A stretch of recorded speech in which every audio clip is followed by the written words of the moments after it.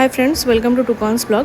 Last ভিডিওতে আমি share করেছি আপনাদের সাথে যে আমি এবারে বাড়িতেই আবির বানিয়েছিলাম, পিঙ্ক আবির। তো কীভাবে বানিয়েছিলাম সেটাই শেয়ার করব এই ভিডিওতে, আর কী কী ইনগ্রেডিয়েন্টস ইউজ করেছিলাম।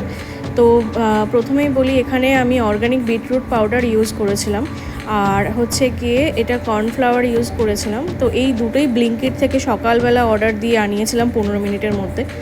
আর নেক্সট হচ্ছে গিয়ে এটা চামচ মেপে দেওয়া উচিত ছিল, কিন্তু আমার হাতে যেহেতু সময় একদমই কম ছিল, তো সেই জন্য আমি এটা তাড়াহুড়ো করেই ঢেলেছিলাম। তো তার জন্য পড়েও গিয়েছিল কিছুটা বাইরে, আর মাটি থেকে তুলতে পারিনি যেহেতু ঠাকুরকে দেওয়া হবে করে। তো এটা 3 চামচ বিটরুট পাউডার নেওয়া উচিত, আর তার সাথে 2 চামচ কর্নফ্লাওয়ার নেওয়া উচিত। তো এটা মিক্স করে দেখতে হবে প্রথমে যে কীভাবে কালার আসছে। তো এখানে আমি যেটা দেখেছিলাম, তো আমি 2 চামচের মতো বিটরুট পাউডার নিয়েছিলাম, আর 2 চামচের মতো কর্নফ্লাওয়ার এখানে প্রথমেই অ্যাড করেছিলাম।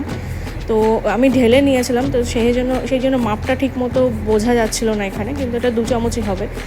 আর এখানে এটাকে ভালো করে মিক্স করতে হবে, মানে যেন দানা না থাকে। তো আপনাদের মনে হতেই পারে আমি কর্নফ্লাওয়ার কেন ইউজ করেছি, তো আমি অন্য ফ্লাওয়ার কেন ইউজ করিনি, ময়দা কেন ইউজ করিনি, বা আটা কেন ইউজ করিনি, ওটা তো কালার আসতে পারতো। কিন্তু কর্নফ্লাওয়ার সাধারণত পিঁপড়ে ধরে না, আমি দেখেছি। আমি এবারে যখন ব্যবহার করেছিলাম পিঁপড়ে ধরেনি, কিন্তু অন্য সব আটাতেই পিঁপড়ে ধরে যায়। তো এখানে কর্নফ্লাওয়ারটা ইউজ করলে পিঁপড়ে ধরবে না। তো এখানে আমার কালারটা একটু ফেড আসছিলো, আমি আরও বিটরুট পাউডার অ্যাড করেছি। তো সেই জন্যই বললাম 3 চামচ বিটরুট পাউডার আর 2 চামচ কর্নফ্লাওয়ার নিলে কালারটা একদম পিঙ্ক আসবে ঠিকঠাক মতো। তো এই হচ্ছে আমার ফাইনাল লুক, যেটা পিঙ্ক আবির আমরা বাইরে থেকে কিনি। তো এই পিঙ্ক আবির রেডি করেছি।